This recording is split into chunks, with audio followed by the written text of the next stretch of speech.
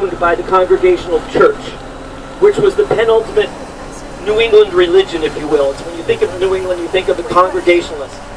So what happened was when we had our first Continental Congress in 1887, Connecticut had an important role to play. Not only were some of the most important people who formed the revolution there, but because the Congregationalists were so powerful in New England and they owned Connecticut, a good quiz question that most Connecticut people don't know is, after the Constitutional Convention in 1887, when we became a 1787, thank you, lost a century there, when we became an independent country of the United States of America, they had to get each of the colonies to sign before it became official. And I often ask Connecticut people, now you'll know something that most Connecticut people do not know, so you can ask them later on. What year did Connecticut actually sign the Constitution and become an official state? Any guesses?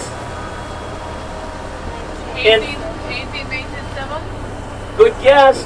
And notice the license plates in Connecticut say the Constitution State, right? You've noticed that. Well, guess what? We Connecticut people are total hypocrites, because Connecticut was the last one to sign the Constitution, and it happened in 1823. So it took Connecticut Almost 40 years before they became an official member of the United States.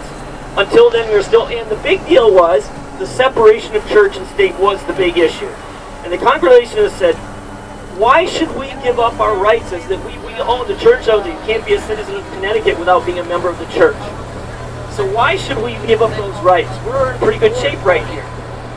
And what happened was that Thomas Jefferson himself had to come to Connecticut, speak to the state legislature in 1823, and convince the Connecticut pastors that separation of church and state was in their interest, because that way, not only would states not interfere with, the government would not interfere with the religion, you were free to practice any religion you wished in freedom, and that was the foundation of our country. But also you would not be taxed, and that was the big deal that was made back then. So Connecticut became 1823 a colony.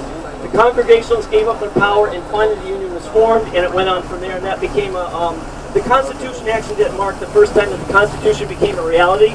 So it harks back to what Kate Emery was saying yesterday about how it's always a struggle. It took Connecticut 40 years before they really believed in what the United States was building there. So it's a struggle for all of us when you're doing something really new and unusual.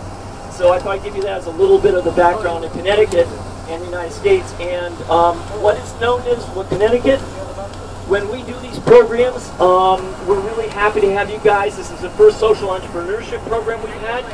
But Connecticut's really known for about 5 or 6 things, so we hope maybe sometime you come back again for another program. We do pharmaceuticals, pharmaceuticals is big with us, and we do, of course, the submarines and helicopters. We build the best submarines and helicopters in the world in Connecticut. And we have the largest trading floor in the world with UBS and RBS. So when you talk about trading floors, it's not on Wall Street, it's all happening in Connecticut. You want the big trading floors happening in UBS and RBS is in Stamford.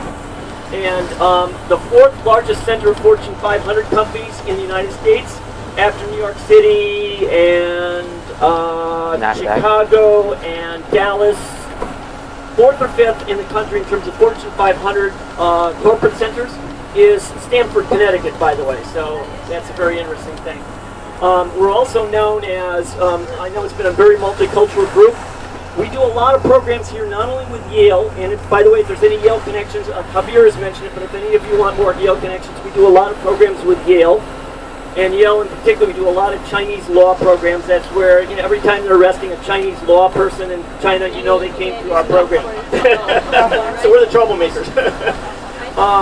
But multiculturally speaking, we also have the only seminary in the world which actually creates, it's a Christian seminary that also creates Muslim and Buddhist ministers. And it's the only seminary in the world that actually has Muslim study programs and has both imams and rabbis as part of the program. So we get a lot of programs for that. So Connecticut is really, if you have to think about it, leave with this impression of Connecticut. We're very innovative and we're always open to new ideas.